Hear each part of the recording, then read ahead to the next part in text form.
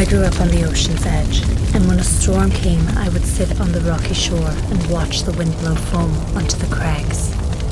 My father warned me that it was dangerous, and my mother chastised me each time, but I couldn't help but be fascinated by the tortured water. That was years ago, but the darkness in the valley tends to bring things close. It squeezes the mind and saps the body of strength. I've been racked by illness, chilled by driving winds, and crushed under the weight of loss. And still somehow I remain here, compressed. There's a part of me that thought I could gain so much. I thought that I could trade one thing for another like a commodity, like a neighborly exchange, but this was theft. And I'm left here, everything given, nothing gained. Well, anyway, there's the burning farmhouse.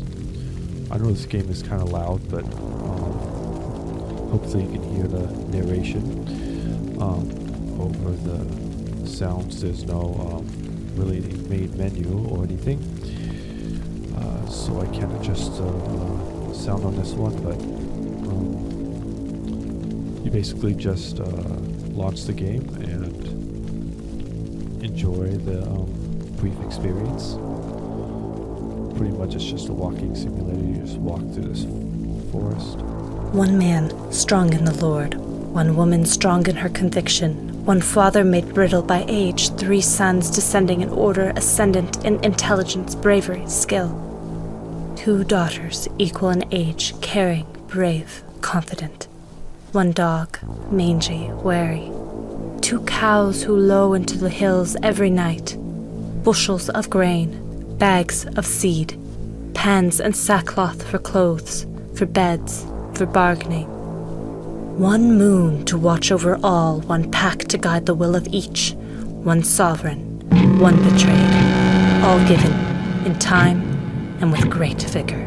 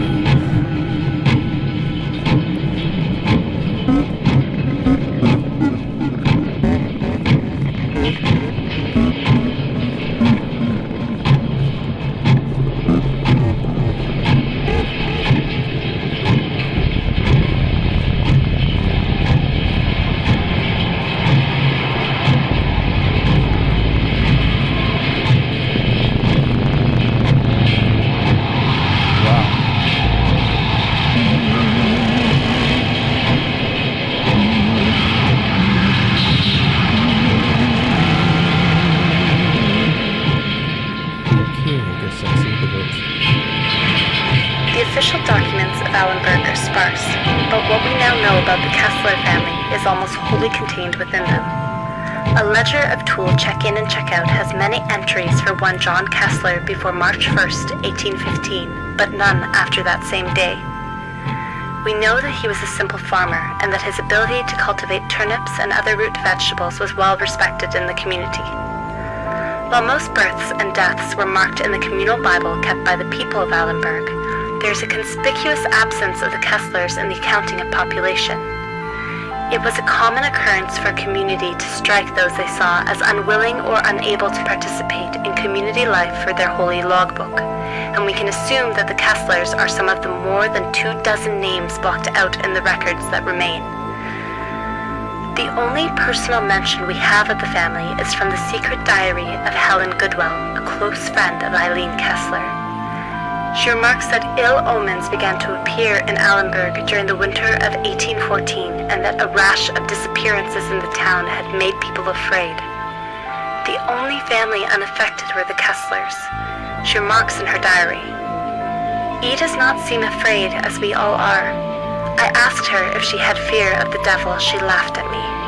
She laughed, and when I told her that she would bring a curse on her family, she laughed again."